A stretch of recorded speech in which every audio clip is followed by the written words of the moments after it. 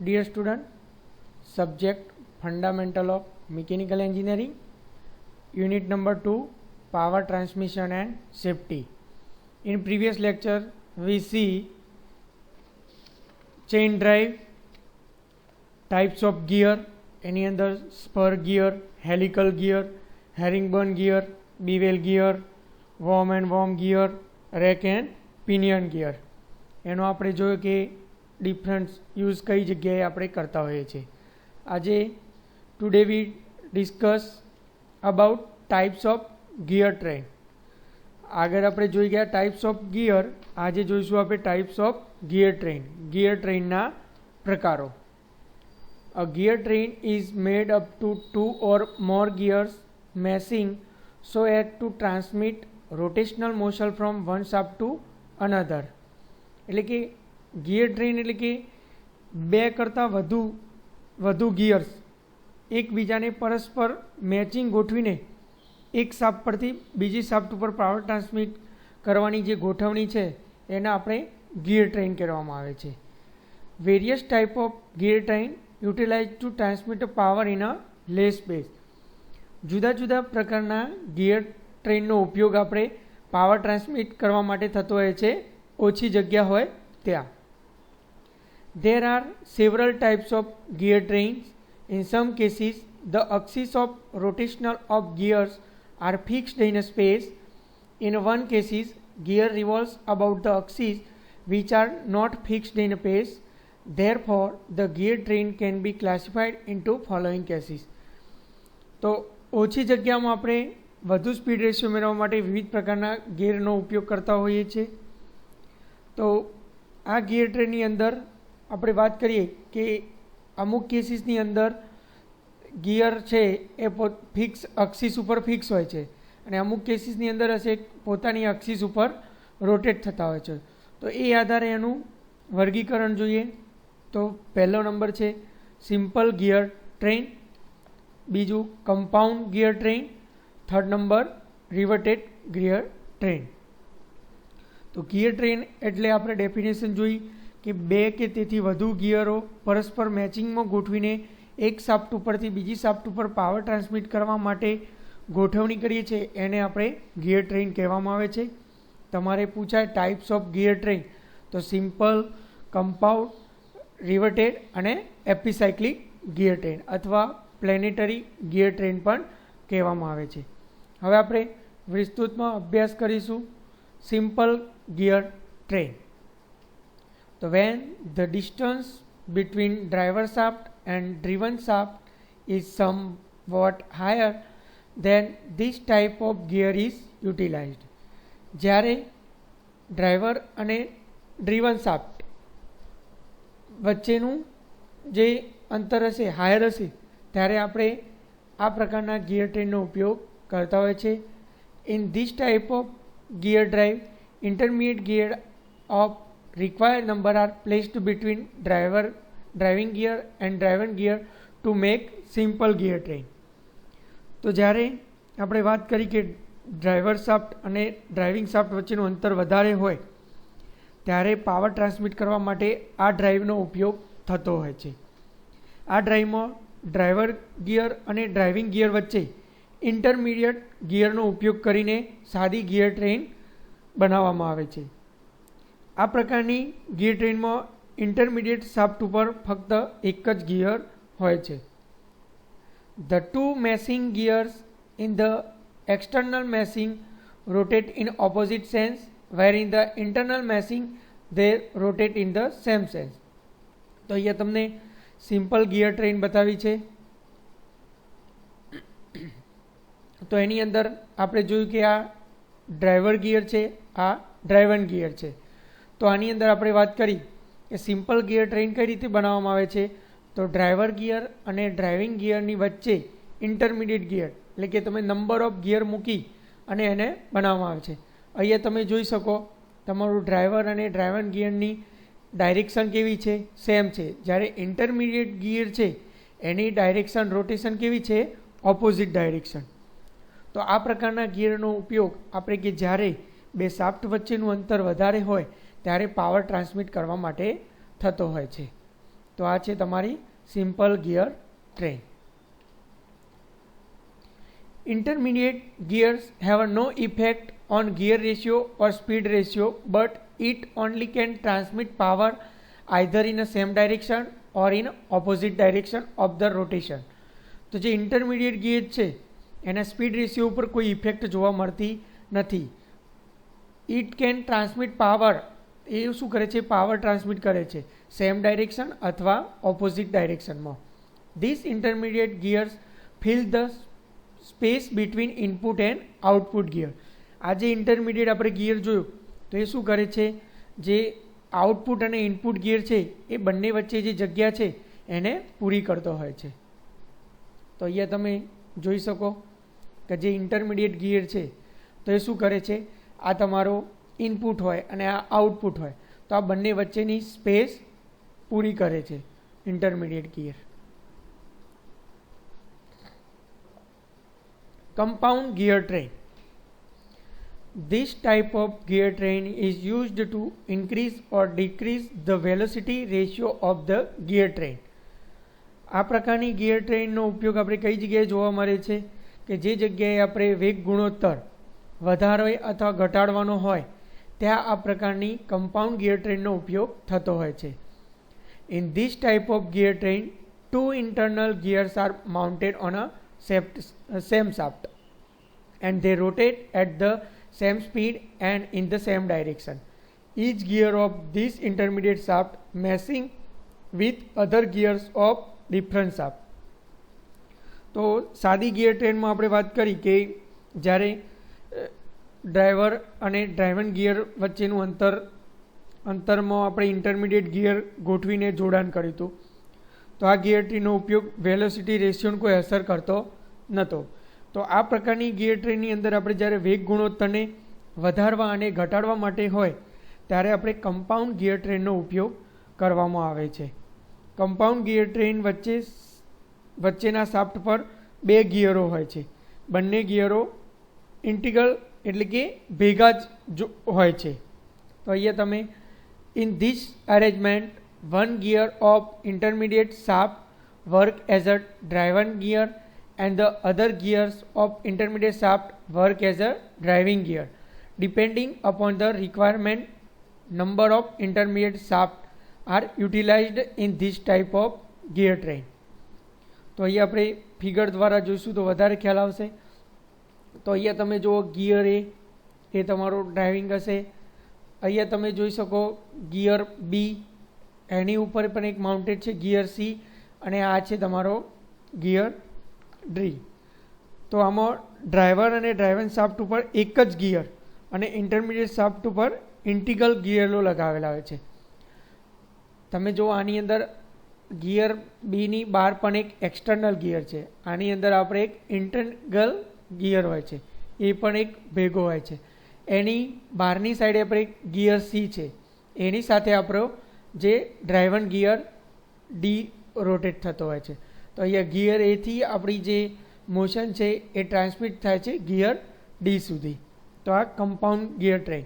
તો આપણે વાત કરી કે કમ્પાઉન્ડ ગિયર ટ્રેન જ્યારે આપણે વેલોસિટી રેશિયો વધારવો અથવા ઘટાડવો હોય ત્યારે આ પ્રકારના ગિયર ટ્રેનનો ઉપયોગ થતો હોય છે. Reverted gear train. So this type of gear train is used the axis of the driver gear and driven gear are in the same line. A pair of two intermediate gears mounted on a single shaft is connected with the driver gear and driven gear in a such a way that both gears rotate in a same direction. તો આપણે figure દ્વારા વધારે જોઈશું કે આ પ્રકારના gear ટ્રેનનો ઉપયોગ તો જે gear train use કઈ જગ્યાએ થાય, axis of driver gear and driven gear are in a same line. તો અહીંયા તમે જોઈ શકો કે તમારો ડ્રાઈવર ગિયર અને આ ડ્રાઇવન ગિયર તો બંનેની અક્સિસ કેવી છે, સેમ લાઇન. તો સેમ લાઇન હોય તો the pair of two intermediate gears are mounted on a single shaft. તો અહીંયા બે ગિયર છે એને આપણે સિંગલ શાફ્ટ સાથે કનેક્ટ કરવામાં આવે છે with a driven gear and driven gear. એવી રીતે કરવામાં આવે કે બંનેની રોટેશન કેવી હોય, સેમ ડાયરેક્શન.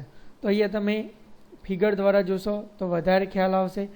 તો અહીંયા આપણે વાત કરી કે બંને સેમ લાઇનમાં હોય અને આપણે પાવર ટ્રાન્સમિટ કરવો હોય તો અહીંયા તમે જોઈ શકો બંનેની રોટેશન અહીંયા બંને એક જ શાફ્ટ ઉપર જોઈન કરેલા છે. તો આ ગિયર ટ્રેનને રિવર્ટેડ ગિયર ટ્રેન કહે છે, જેમાં ડ્રાઈવર ગિયર એક જ દિશામાં પરિભ્રમણ કરતા હોય છે. બંને ગિયરો કેવા એક જ દિશામાં પરિભ્રમણ કરતા જોવા મળે છે. તો તમે એ જુઓ કે ડ્રાઈવર અને ડ્રાઈવર ગિયર બંને કેવા છે એક જ ડાયરેક્શનમાં રોટેટ કરતા જોવા મળે. તો ત્યારે આપણે આ પ્રકારની ગિયર ટ્રેનનો ઉપયોગ કરતા હોઈએ છીએ. એપિસાયક્લિક અથવા પ્લેનેટરી ગિયર ટ્રેન. તો એની epicyclic gear train two shaft have a relative motion. અહીંયા બે શાફ્ટ હશે તો એની અંદર રિલેટિવ મોશન હશે, એકબીજાને સાપેક્ષમાં ગતિ કરે છે. તો epicyclic gear train is defined as any gear train containing at least one gear that orbit by rotating about it on axis. તો જે એપિસાયક્લિક ગિયર ટ્રેનની અંદર એક ગિયર એવો હશે કે જે પોતાની અક્સિસ ઉપર રોટેટ કરતો હશે, and also about axis of an arm or carrier. Thus they differ from an ordinary gear train by having a moving axis. તો આની અંદર તમે જોઈ શકો એપિસાયક્લિક ગિયર ટ્રેન. તો એની અંદર કીધું કે two shaft have a relative motion. Epicyclic gear train is defined as any gear train containing at least one gear. તો અહીંયા તમે જોઈ શકો કે gear A is called sun gear. આ તમારો ગિયર એ છે એને સન ગિયર તરીકે કહેવામાં આવે છે. ગિયર બી છે એને પ્લેનેટ ગિયર કહેવામાં આવે છે. આ તમારી O1 અને O2 જે લિંક છે એને આર્મ કહેવામાં આવે છે અથવા લિંક પણ કહી શકો. As the sun gear rotate about it on axis. એટલે કે આ જે સન ગિયર છે એ એની અક્સિસ ઉપર રોટેટ થતો હશે. અને planet gear rotate to it on axis. Planet gear એને પોતાની ધરી ઉપર રોટેટ થતો હશે at the radius of arm length. આ એની આર્મ લેન્થ ઉપર રોટેટ થતો હશે. The axis of sun gear seen it is difficult to directly transmit motion to or from the planet gear. Directly આપણે આ મોશન ટ્રાન્સમિટ કરતો નથી. તો અહીંયા તમે જોઈ શકો કે ગિયર એ એની અક્સિસ ઉપર સ્થિર હોય, જ્યારે ગિયર એની આસપાસ પરિભ્રમણ કરશે. એ આપણે ફિગર દ્વારા આગળ જોઈશું. O1 અને O2 એ શું કરશે? સાપેક્ષ ગતિ થશે. આ ગિયર ટ્રેન ઉપર 3 ગિયર અક્સિસો સ્થિર છે. તો અહીંયા તમે જોઈ શકશો આપણે જે પ્રમાણે વાત કરી એ પ્રમાણે આ તમારું એપિસાયક્લિક ગિયર ટ્રેન છે. જે ગિયર આ છે તમારો સન ગિયર, આ છે તમારો પ્લેનેટ ગિયર. આ એની એક્સિસ પર રોટેટ થતો હશે.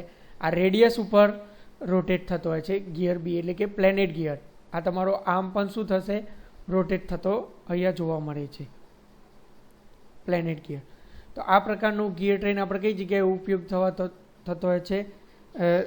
રિવર્ટેડ એપિસાયક્લિક ગિયર ટ્રેન એ પણ આપણે જોઈશું. Application of gear train. તો આ જુદા જુદા પ્રકારની ગિયર ટ્રેનનો ઉપયોગ આપણે કઈ જગ્યાએ થતો જોવા મળે છે. તો એની અંદર ગિયર ટ્રેનના ઉપયોગો આપણે તો first, gear train are utilized in the head stock of machine tools like lathe machine, drill machine, milling machine etcetera. તો ગિયર ટ્રેનનો ઉપયોગ આપણે જે head stock of machine tools એટલે કે જે લેથ મશીન હોય, ડ્રિલ મશીન એની અંદર જોવા મળતો હોય છે ગિયર ટ્રેન. તો આ તમે જોઈ શકો લેથનું હેડ સ્ટોક છે એની અંદર આ પ્રકારની ગિયર ટ્રેનનો ઉપયોગ થતો હોય છે. આ તમે જોઈ શકો જુદા જુદા ગિયર છે.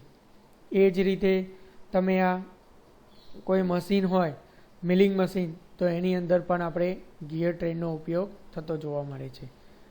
બીજું, gear train are utilized in gear box of various types of vehicle to achieve different speed.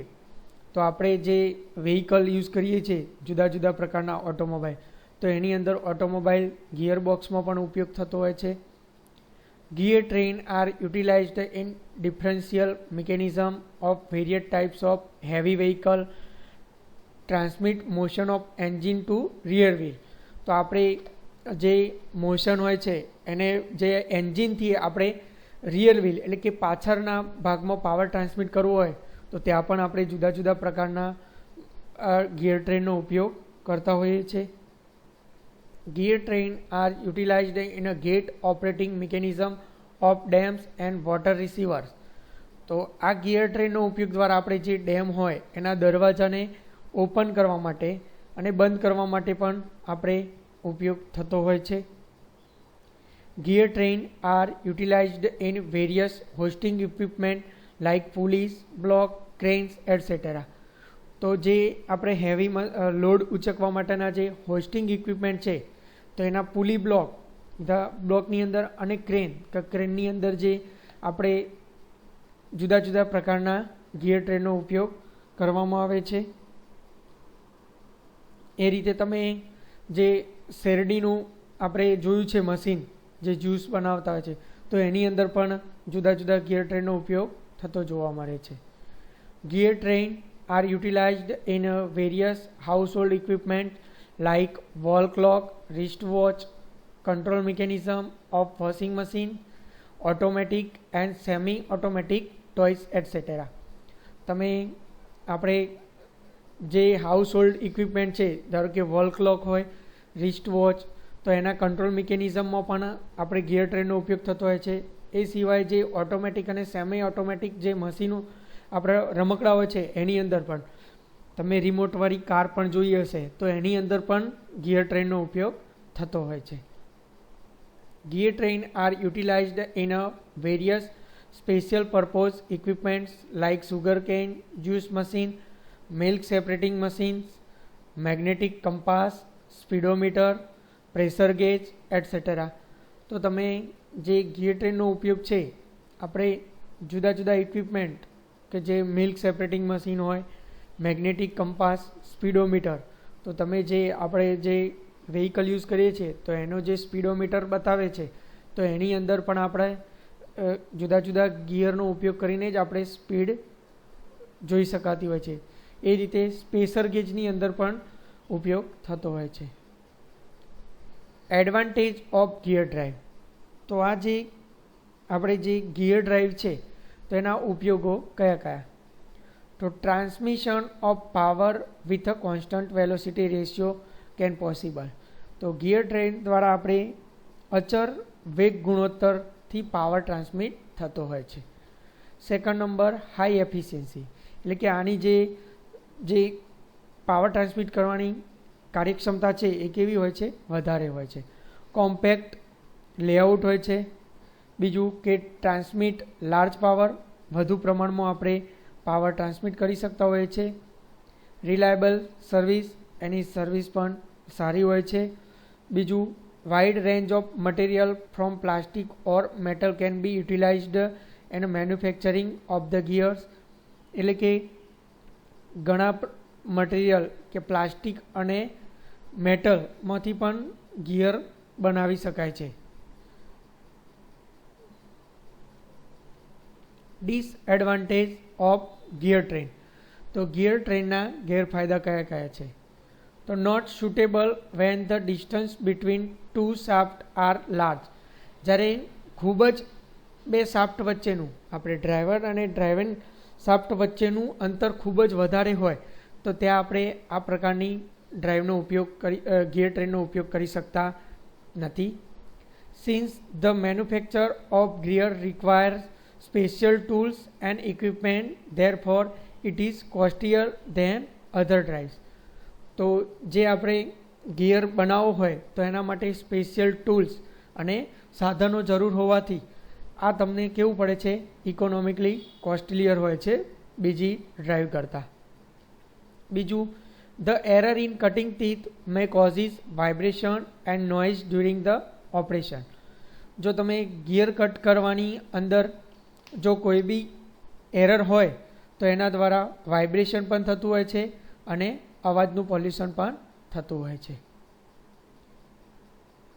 It require suitable lubricant and reliable method to applying it for the proper operation of gear drive.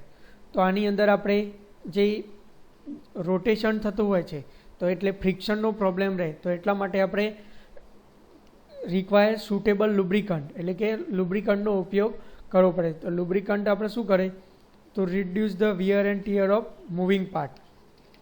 શું કરશે, જે moving part હશે એનો ઘસારો ઓછો થશે. તો એના માટે આપણે લુબ્રિકન્ટની પણ જરૂર પડે છે અને એને ચોક્કસ મેથડથી એપ્લાય પણ કરવું પડે. તો આજે આપણે જોયું ગિયર ટ્રેન. તો એની અંદર simple gear train, compound gear train, reverted gear train, epicyclic gear train. એ સિવાય આપણે જોયું application of gear train, advantage of gear train, disadvantage of gear train. Next time આપણે જોઈશું કપલિંગ, બેરિંગ અને કોઝિસ ઓફ એક્સિડન્ટ. તો આ આપણે નેક્સ્ટ ટાઈમ જ્યારે લેક્ચર હશે ત્યારે જોઈશું. Thank you.